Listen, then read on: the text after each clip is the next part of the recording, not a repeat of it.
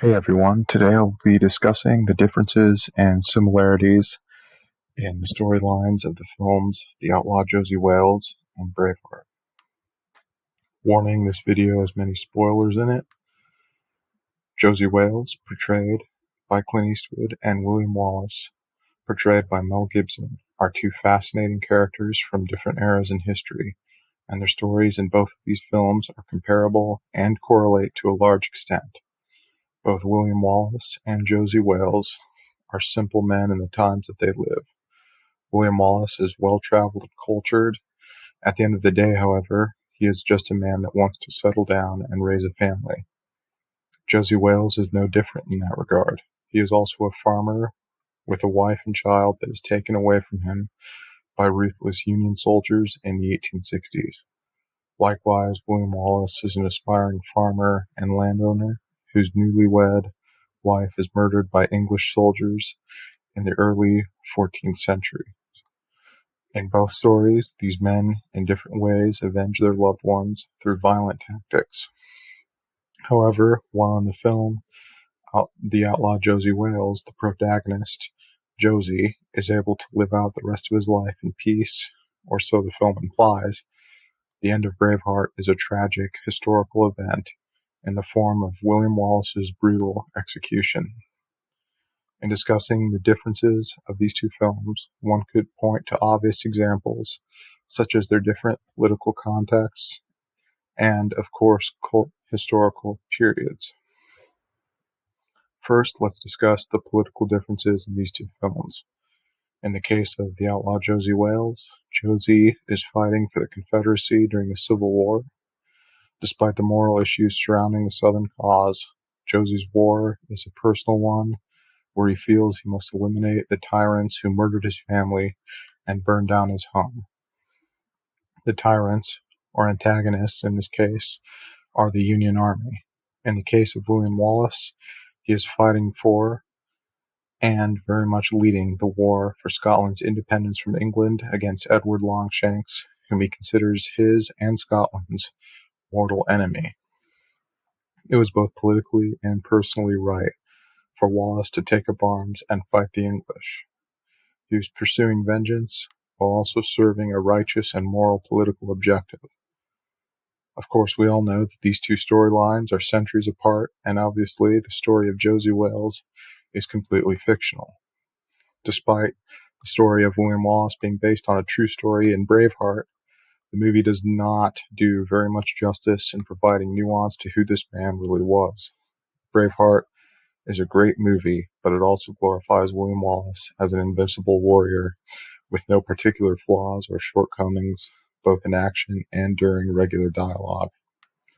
The same cannot be said of the character of Josey Wales, who we can see has different personality traits and not just being an indestructible superhero. In both films, like most others in Hollywood, there are scenes full of romanticized violence. It's not likely that William Wallace almost single-handedly wiped out a fort of English guards with a small group of angry fellow Scots. And of course, a real-life Josey Wales couldn't have actually gunned down a whole posse of trained Union soldiers with just 2 pistols and a few rifle shots from his companions.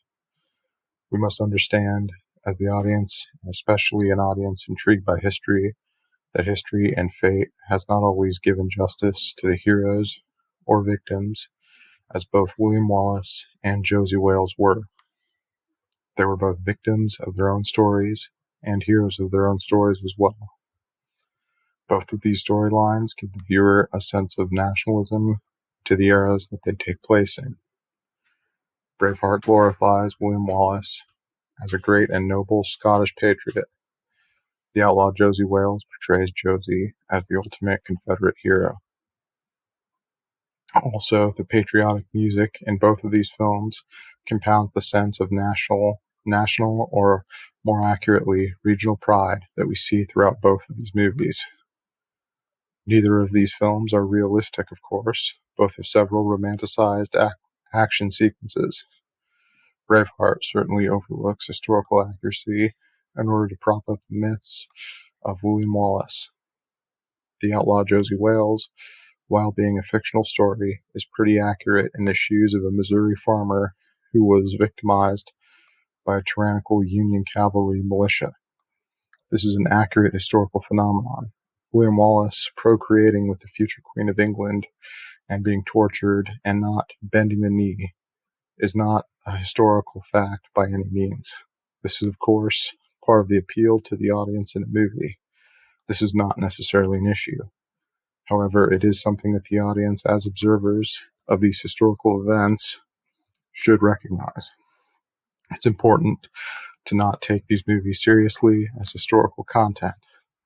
That goes for most historical films and TV shows, particularly historical fiction, which both movies are, even though Braveheart is supposed to be based on a quote-unquote true story. Like many historical films with a more paternalistic point of view, Christianity is applied.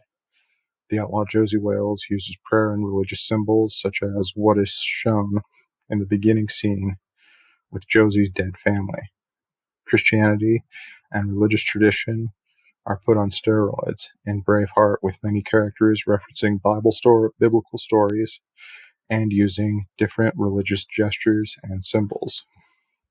This phenomenon in both of these movies is commendable because it is likely accurate of both of these characters in the eras in which they existed.